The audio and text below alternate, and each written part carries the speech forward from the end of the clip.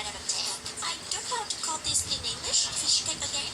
It's filled with red bean peas and it tastes pretty yummy. Not my favorite, so 8 out of 10. Rating everything. This is the best way to eat burdak according to the creator herself. The best way. Let's give it a try. Okay. Add canned sweet corn, Add canned sweet corn. sugar. 별로야. What is that for people?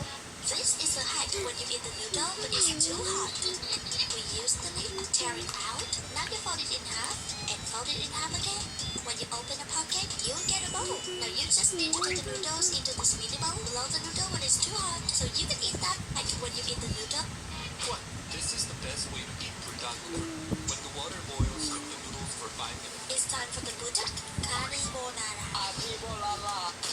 Put it in the hot water and cook it for 5 minutes. Get rid of almost all the water. Pour out almost all the water. Then add burdak sauce and mix it. Now add budak sauce. Oh wait, is it too much?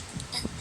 Now mix it up. Then add corn cheese topping and microwave for a minute and a Now half. add corn cheese topping and microwave it for 1 minute and a half. There it is, the best way to eat burdak. There it is. This is the best way to eat budak. Let me see. It is so spicy, but it tastes amazing. What? This is a hack when you eat the noodle, but Yeah, it's too come on. hot. We use the lid to tear it out.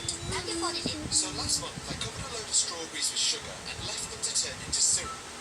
I gotta try this too. Start by slicing up some strawberries. Okay, slicing up some strawberries. Then measure out equal parts sugar. Pour out a bowl of sugar. Put into an airtight jar. Combine the sugar and strawberries. I use this jar, combine sugar and strawberries. Close the lid when it's full. Let's keep the fridge for at least 1 week, So you'll be here for 1 week. and it should look something like this. Yeah, it looks something like